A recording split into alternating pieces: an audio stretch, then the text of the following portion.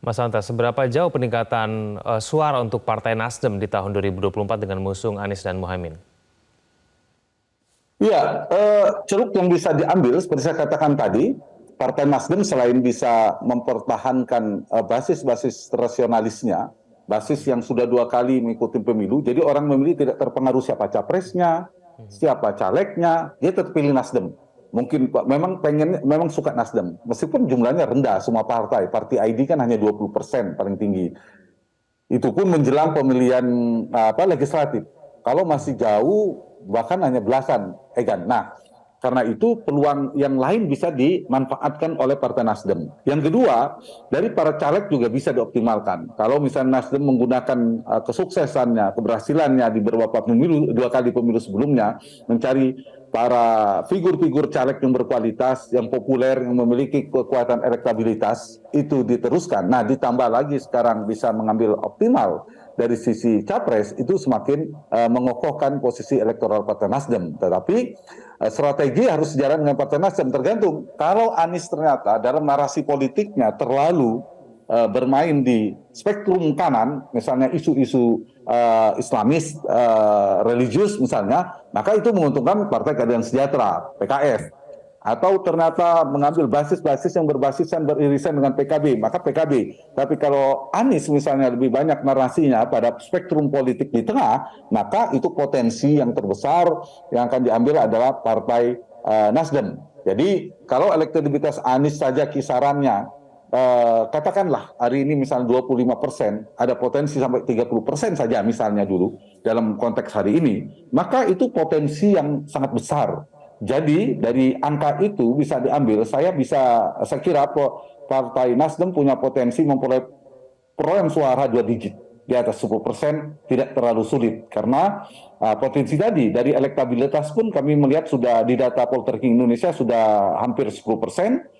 Dan tapi di saat yang sama ini simbiosis politik mutualisme ya, tidak hanya Partai Nasdem yang mendapatkan berkah elektoral dari Anies Baswedan, tapi Anies juga diuntungkan oleh Partai Nasdem. Bayangkan kalau Anies tidak didukung oleh Nasdem, hanya partai-partai berbasis masa Islam, sulit kan untuk bertarung dalam spektrum politik pemilih. Nah, dengan ada Partai Nasdem itulah menggeser Anies menjadi ke tengah, dan itu menguntungkan Anies. Dan kita lihat Partai Nasdem sudah lebih dari 60% pemilih Nasdem sudah memilih Anies kalau kita cross tabulasi dari survei poltreking yang terbaru, meskipun perlu dimaksimalkan. Jadi saya kira hubungan Nasdem dan Anies ini hubungan politik simbiosis politik mutualisme. Secara pemilu legislatif, posisi Anies ini bisa menjadi pengepul suaranya Partai Nasdem dalam konteks bekerjanya secara efektif, efek ekor jas atau kotel efek yang diburu oleh semua partai. Tapi di saat yang sama, Partai Nasdem juga akan menjadi mesin politik potensial bagi Anies Baswedan untuk bertarung di Pilpres, sekaligus juga menjaga spektrum keseimbangan equilibrium itu. Dalam konteks ini kan ada PKS, ada PKB. Nah, dilengkapi oleh Partai Nasdem itu bisa menjadikan posisi Anies relatif sebagai capres nasionalis gitu. Dan wakilnya kan semua punya basis-basis kelompok religius misalnya.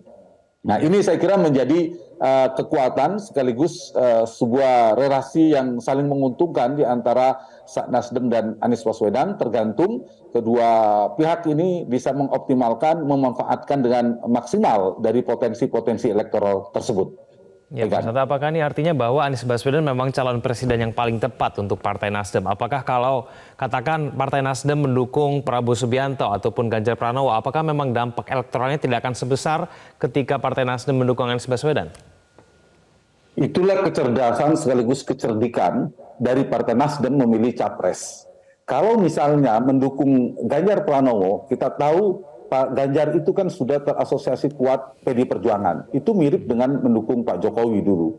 Jadi sulit berkah ekor jas atau efek ekor jas yang paling besar didapatkan dari Ganjar, dari Mas Ganjar, itu adalah PD Perjuangan. Tidak bisa dipungkiri, sulit partai-partai koalisi lainnya. Begitu juga Pak Prabowo, itu yang paling banyak mendapatkan insentif secara elektoral dari kotel efek adalah Partai Gerindra.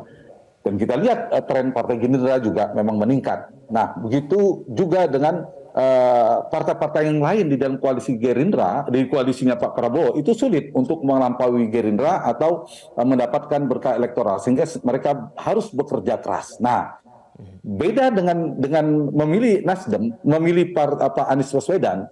Nasdem ada ketepatan dalam memilih karena satu, Anies tidak terasosiasi kuat sebagai salah satu kader partai sebelumnya ya, sebelum dicalonkan. Dan Anies memang non partai. Nah, ketika kemudian Partai Nasdem yang pertama mendukung Anies Baswedan, meskipun Anies tidak masuk Nasdem, apalagi kalau masuk, itu akan bekerja lebih efektif lagi seandainya masuk ke Nasdem. Kalaupun tidak masuk, dari segi pileg memang tidak masuk, segi pilpres idealnya memang tidak masuk ke Nasdem, tapi dari sisi pemilu legislatif lebih bagus masuk. Nah, tapi kan harus menang kedua-duanya, harus didamaikan. Nah, dengan memilih Pak Anies, ini juga kejelian dari Partai Nasdem mengambil Anies, sehingga hari ini dalam persepsi publik memang Partai Nasdem Pak Anies memang sudah terasosiasi kuat sebagai bagian dari Nasdem. Nah, ditambah kalau Pak Muhaimin kan ke PKB, PKS juga bisa mengambil dari Anies dalam konteks isu-isu yang spektrum kanan yang saya katakan. Jadi dari konteks ini saya kira ada pilihan yang tepat dengan mengambil Anies Baswedan. Dalam istilah saya tadi saja, Egan, kalahpun Anies, kalahpun pengandaiannya dalam Pilpres, itu sudah menguntungkan Partai Nasdem di pemilu legislatif.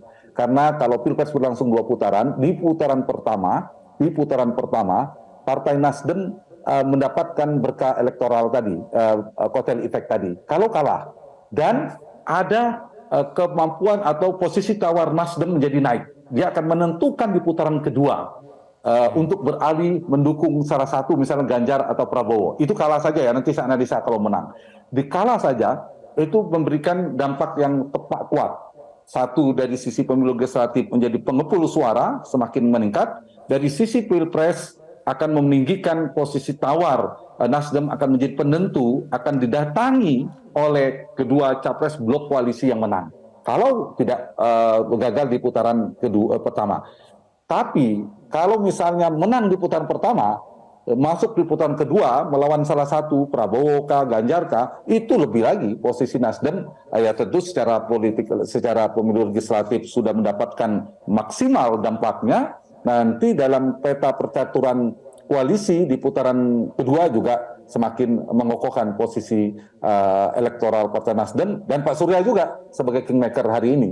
Dan saya harus mengatakan, dan saya kira kita sulit untuk membantahnya, di belakang kingmaker yang terkuat di belakang Ganjar, yang penentunya adalah Ibu Mega, kemudian di Prabowo ada Pak Jokowi karena wakilnya putra Pak Jokowi, dan di Pak Anies Baswedan adalah Surya Paloh. Artinya apa?